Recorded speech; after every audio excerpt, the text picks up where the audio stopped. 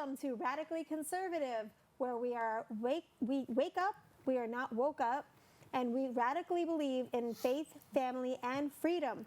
Our guest today, I'm your host, Stephanie Liggio, and our guest panel today, we have Jimmy Livrieri, our executive producer for Radically Conservative, and our guest today, executive producer of The Back Room, Corinne Basabe. Welcome. Thank you for having me.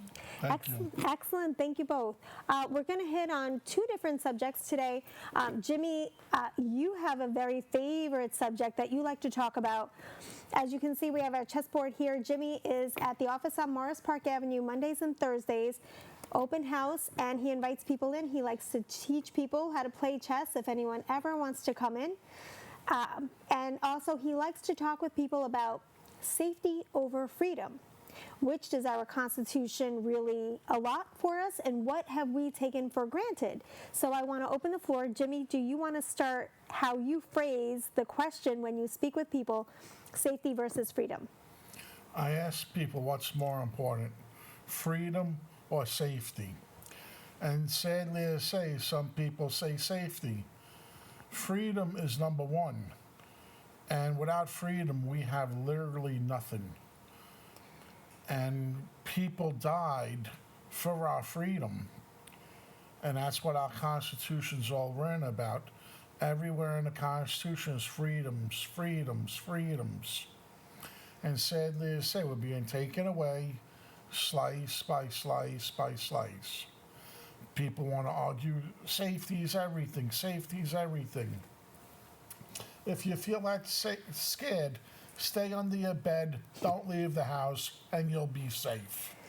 Live your life as a free person. That's, So that's quite a good summation of safety over freedom.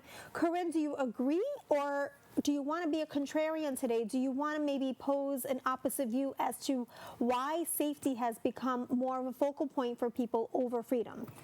First of all, I would beg for a definition of safety and freedom, because I think oftentimes, especially, I live here in New York City, I feel that sometimes other people's freedoms are eroding my sense of safety.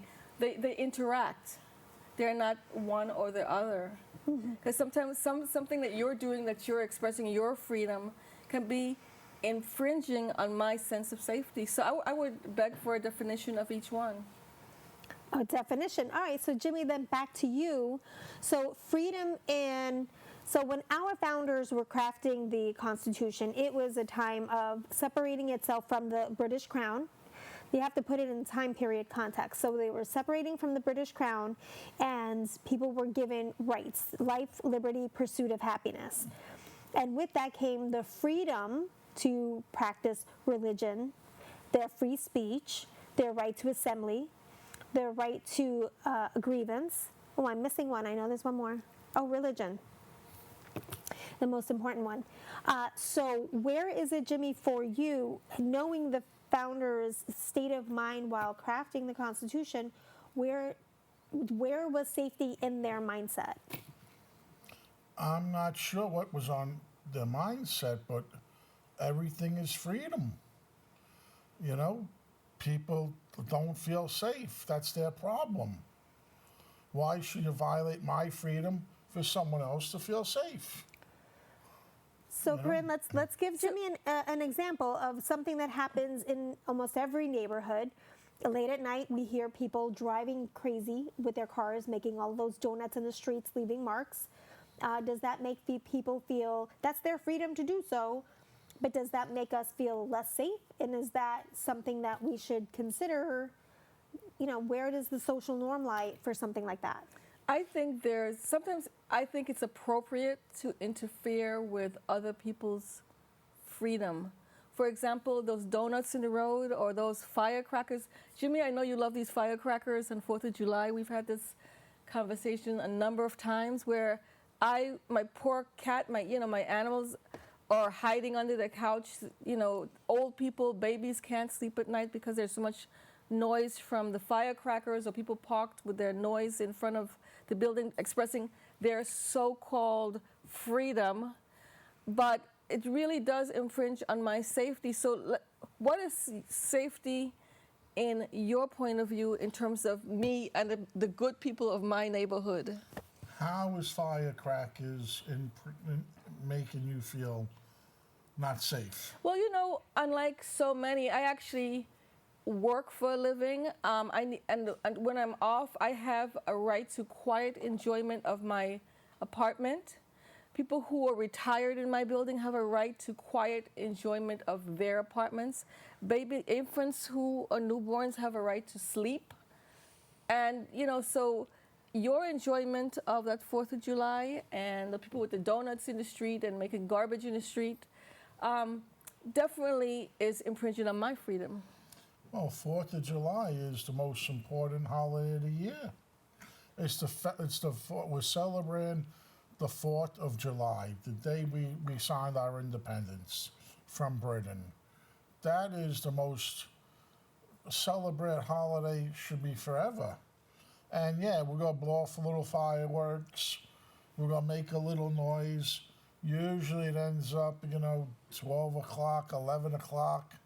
I was at a 4th of July party this 4th of July, and it started to quiet down. It was a great party, plenty of fireworks. It started quiet down 11:30. The party started breaking down 10 o'clock. I'm sorry, not 11:30, more like 10:30. By 11 o'clock, we were all sweeping up the street, cleaning up the mess we made. Thank you for cleaning up the street. There are many that Absolutely, we do. don't do that. Okay. So it seems to me that there's a difference between a definition of safety and a definition of rights. And I think a lot of the melting pot where we have a lot of apartment style living that doesn't really afford you the space, because I don't think our founders had apartment buildings. Most people had farmland. Anyone who was living, there wasn't really an urban lifestyle then. So I don't know that they really were crafting the Constitution thinking of, because I know Corinne's neighborhood, it's very much apartment building after apartment building. It's very, and it's very synonymous with the melting pot of New York and what has been a melting pot in New York. So is it maybe just limited space and maybe just not understanding the respect that we're supposed to give to our neighbors? I think it's about individualism. I mean, the individual freedoms trump the freedoms of a group. Is riding your bike on the sidewalk because it's enjoyable for you trump the enjoyment of the group, other people who might need that sidewalk. Mm-hmm. Is spitting on the sidewalk or throwing your trash on the sidewalk in a moment, it makes you feel good, but is it destroying the beauty of the neighborhood for the group? So it's about ideas about group freedoms or rights versus individual rights. So I could argue, though, that over time, the social norms have been eroded. So something like respect. Aretha Franklin beautifully sang that song in the 60s, and I see an erosion of respect and social norms where people, I can sit on my porch and watch people walk by and just throw the garbage. All right, I'm finished eating this. I'm just going to toss the garbage aside. Or people will drive by and throw their garbage out of the window. It's a social norm that they're not aware of, that's not appropriate behavior, that, okay, let me hold on to my garbage until I get to a place where I have a trash can to dispose of it. Nowadays, it just seems like anything goes. It's my freedom. I'm going to do it. And I don't care what anybody else thinks and who has to clean it up. I would totally agree with you. I mean, can we at least get to a middle part, Jimmy, where we say that we do have to live in a civilized society? Of course we do. Of course we do. It's not acceptable throwing your garbage out in the window of a car or throwing your garbage out because you have the right to do that. That's ridiculous. Now you're just like an animal. If you throw your garbage in the street and not clean up after your firework mess. We were talking about fireworks are a little noisy. Yes, it's a little upsetting to the animals. But what we go, again, not enjoy 4th of July, shooting fireworks off. Mm-hmm. Where does it end?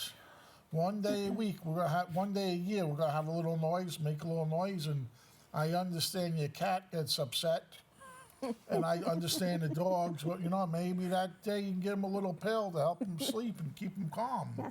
Yes. For that one day. I'm not saying every day.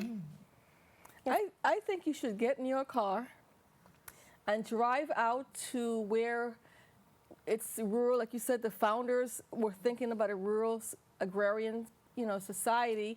Get in your car and drive out somewhere in the wilderness and make all the noise you want. The people who do Burning Man, they know they can't do that in a congested urban area, so they go out to the Nevada desert. I invite you to go to the Nevada desert and make all the donuts and make all the fireworks you want. Well, why don't I give you my car and you can take your dog and your cat and you can go out there and I blow my fireworks off in front of my house if it bothers you so much. Listen, I'm gonna make a phone call to Washington, D.C. and get some of those National Guards next 4th of July for you to learn how to behave. It's 250-year anniversary of the United States. Good luck. This is. And I'm blowing my fireworks off, and I have plenty of them to blow off this year, more than ever. Maybe since we're talking about freedom and safety, maybe the freedom to buy these fireworks need to be restricted. I think that needs to be a valid measure. They're It restricted. is restricted in New York. They're obviously not enforcing it because Jimmy is getting his hands on. That's Jimmy's right. not the only one. Listen, they're blowing off fireworks well before the 4th of July in my neighborhood. Every night, M80s going off. That's the worst. The M80s. I don't care about anything else. Those M80s will take out a sidewalk, and who's going to pay for the repair? Out of our tax dollars. There's something about the pandemic that really eroded this whole freedom, safety thing because on The View and several different news sources, there were fireworks, even from my friends in Hawaii were being disturbed all hours of the night by fireworks. Manhattan, all over this country, there was a sense of anarchy during the pandemic in terms of fireworks. So I think that's a larger discussion that needs to be had. Like, who are we becoming as a society? Fireworks have been around for hundreds of years. Mm-hmm. But the fireworks... Are we getting weaker and weaker? Is this our problem? The fireworks are One day a year? symbolic of a bigger issue of respect, of civility. Well, Who we are we becoming as a We society? shouldn't be using fireworks then. We should be using some other topic. We need to start restricting your fireworks. freedom more, Oh, you want to take my freedom away, huh? for my safety. Well, that's a big problem. I don't even think it started with the pandemic. I think that started from 9/11. We were all so scared, especially in New York. We were ground zero. We didn't know what was going on. Communications were down for a little while. And then we were told these airplanes flew into the buildings, and then the buildings collapsed from the heat of the gas. All these other accompanying buildings in the area collapsed, and we were all fearful. We didn't know what was coming next, any more attacks. All the airlines were grounded. So here it is 24 years later, and our safety has taken precedent over our freedoms. When you go to fly, thank goodness you don't have to do it anymore. You had to take off your sneakers. Your laptop had to come out of the bag. You had to put all of this stuff in. You had to get patted down if you were a certain number. And listen, when I come back every time I fly back from Europe, which isn't often, I get pegged as one of those to get a pat down. And it's not fun. But why? But that's an infringement on my freedom. But it's because I want to get on an airplane. So the social norm, everyone on the airplane has to go through the same type of screening so that we can all fly and we know that we're safe. So when you buy that ticket, you know you're giving up a little bit of your freedom because you're going to be safe. Jimmy's on his property, in his home, setting off fireworks, doing what he wants on his property and cleaning up after himself. So where is his liability in safety to anyone else when he's fashioning something on his own property?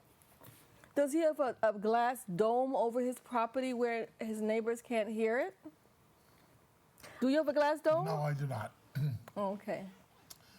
But my neighbor's going to have to deal with it for one day a year. I'm not doing this all the time. I do it one day a year to celebrate our lovely country's birthday. And I don't understand why that upsets everybody.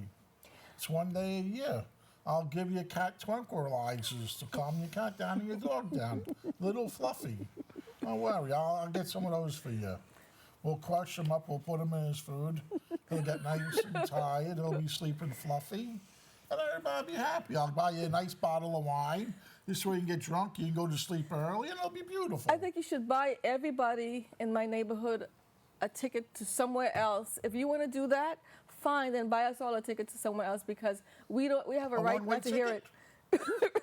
Round trip. Empty New York out. Round trip. Hotel included. Empty New York out. I'm okay with that too. I'm okay with New that York's too. awful So crowded. we agree on something. We agree on something. So, Jimmy, do others in your neighborhood come and partake in your firework display? Of course, the whole neighborhood enjoys it. So this is sort of like a norm in the area that Yes, people it's going on expect for it. many, many years, over 50 years. I had that in my neighborhood growing up. I have to say, I sat right out on my porch, and someone right at the corner of the block, let off all of his fireworks. I think it's tradition. I think, okay, so let's call Macy's and tell them to cancel the fireworks in the harbor and tell them at Pelham Bay, oh, no need for the pyrotechnics. We got it. We got it in our own neighborhoods. Now you want to control Macy's too? Well, you guys don't When need does it. it end? You guys will not get in your car, won't get in the subway and go see the Macy's fireworks I or want Pelham Bay. fireworks. You know, It's his we don't freedom. need it. We don't need it in our neighborhoods. Get on the train, Well, get in your car, and go I've see the been doing Macy's this a long fireworks. time. I should stop doing it because you came and want to change my life. You talk about freedom. I have freedom too, right? And I need to be safe. My freedom insurance to feel your freedom. Well, I think, Jimmy, you should exercise your freedom to invite both Corinne and myself to your next firework display. Absolutely, you're always welcome. I think Like that's I a said, fine I'll get some nice solution. pills for Fluffy so he sleeps good. it's the whole broken window concept. It erodes society. It really is. That's the concept of the broken window. If you This- allow the broken window, the whole neighborhood, the whole community goes This down. has been going on for hundreds of years. People blowing fireworks off. Now it's going to destroy a neighborhood. It's anarchy. Is it more? No one's getting killed. Is this worse than the riots that broke storefront windows the summer of love 2020? I think that's the same thing. It's anarchy. Really? Is that bad? You're comparing shooting little fireworks over people rioting in the streets? Absolutely. Absolutely. Oh, wow. You want to talk about law and order? That's part of it. Wow. I don't want it, and I don't have to move to the suburbs. Well, you want me to go in my car and get away. You want me to get rid of me. Absolutely. I've been in the neighborhood You for 60 years. Pack your fireworks, put them in your trunk, Says you. and go to Nevada. Says you. You go to Absolutely. Nevada. I'm staying here. I've been here for a long time. I'm going to stay here. You're telling me I should leave? Absolutely. Oh, I don't want to leave. Absolutely. You leave. I think we have our fireworks of our own. We're going to have them here. And I'm going to bring them. Let me start lining them up now.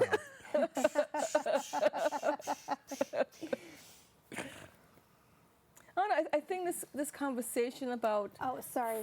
We're going to go to a 30-second break. Thank you.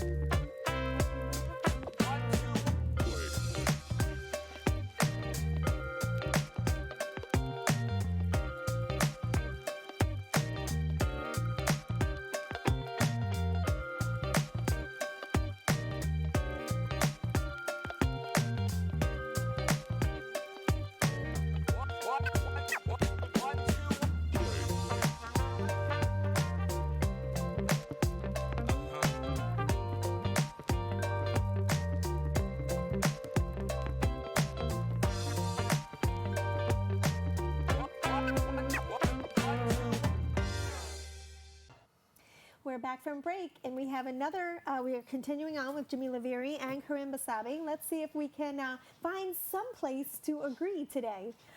In the 60s, we had civil rights movements. We had very many people that were significant in helping to usher in laws that were appropriate at the time.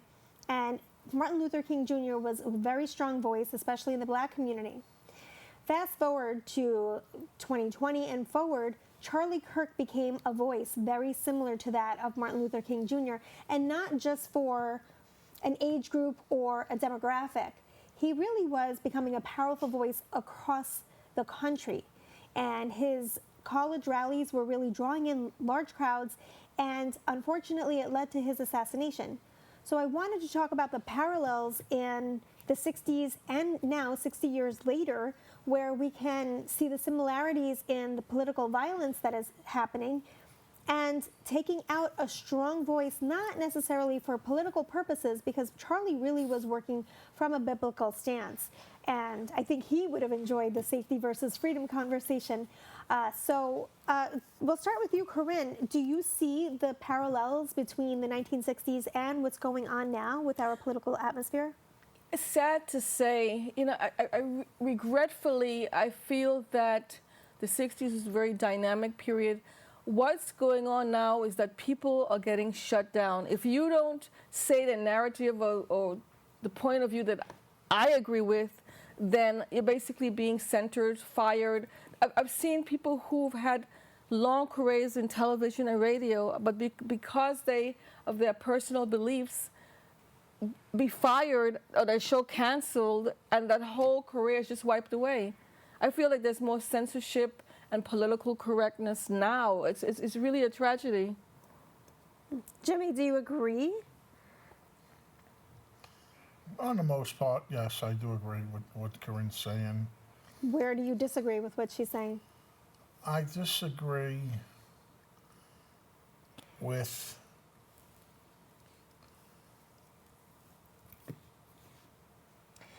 Well, let's look at it from this perspective. Do you think people losing their jobs is appropriate for their freedom of speech? I'm sorry, say it again? Should someone lose their job because of their freedom of speech? Absolutely not. Okay, so let's take an extreme. Roseanne Barr, in a late night tweet, made a comment about Valerie Jarrett, who was part of the Obama administration. And she not only was fired from the television show that she started, but everything about her life was destroyed. Was that appropriate for a comedian, which is, she considers herself a comedian's late night ex-post? Absolutely should never have been fired. Corinne, do you think she was rightfully fired? I think it was. I don't think that it was fair, and I think that it's really almost like a science fiction novel or movie that we're living in right now, because things that we're doing in our personal life, you have a right to your life outside of your job. Your job is 8 hours a day, and I think that she did that. She didn't do that as Roseanne, the television show. She did it as Roseanne, the person, the comedian. You know, if I decide to call, Howard Cosell and say, oh, he has a dog face, so he looks like a monkey, am I going to get fired from my day job right now? It's very interesting that you should say that. Howard Cosell, yeah, okay. Yeah, I mean, I actually don't believe, I don't actually believe that, but I'm just using an example. Some people should be honored that dogs are probably, I like dogs more than cats, and I think being considered part of the dog family is probably a good thing. They're very caring creatures. But in the sense that it created a line that I could see. Certain people, if you want to make fun of, if you want to make fun of Roseanne herself, go for it. Make fun of her. She's a comedian. She's a grown woman. She can take it, and she's going to throw out another slab. But for her making this comment about Valerie Jarrett, it very much delineated out, you can make jokes about yourself or people in your lane, but don't make jokes about someone in another lane, in this lane specifically. And that's where I saw some political people were being ushered into this special category of elitism that we can't poke at them, we can't talk about them, we can't.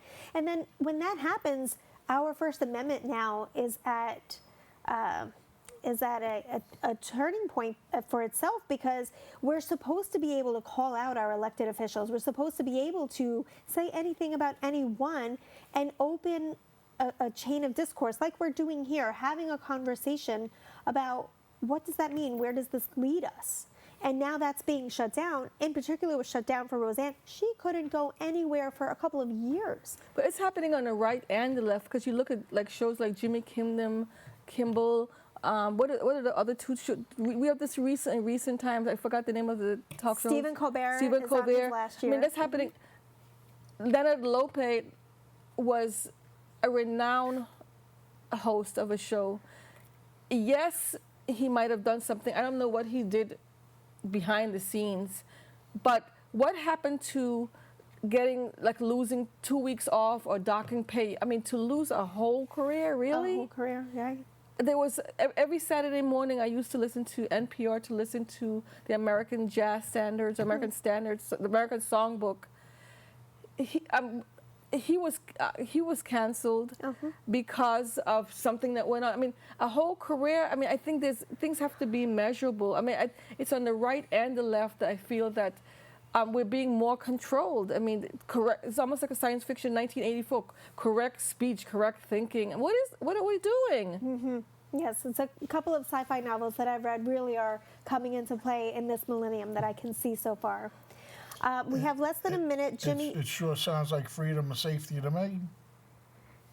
Freedom of speech. We It's came taken right right thing. back. They needed to feel safe, so you can't have your freedom to That's speak. right, exactly it. Thank you, Jimmy, for that. Corinne, thank you for coming in today. We appreciate your time and your participation. I'm your host, Steph Liggio, with Radically Conservative. If you want to email me and give me your opinion on this, the email is 104girl@proton.me, 104girl@proton.me. You can catch our show on BronxNet Channel 70 every other Monday night, and it premiered November 3rd, and the next episode is November 17th, and we'll be on every other Monday after that.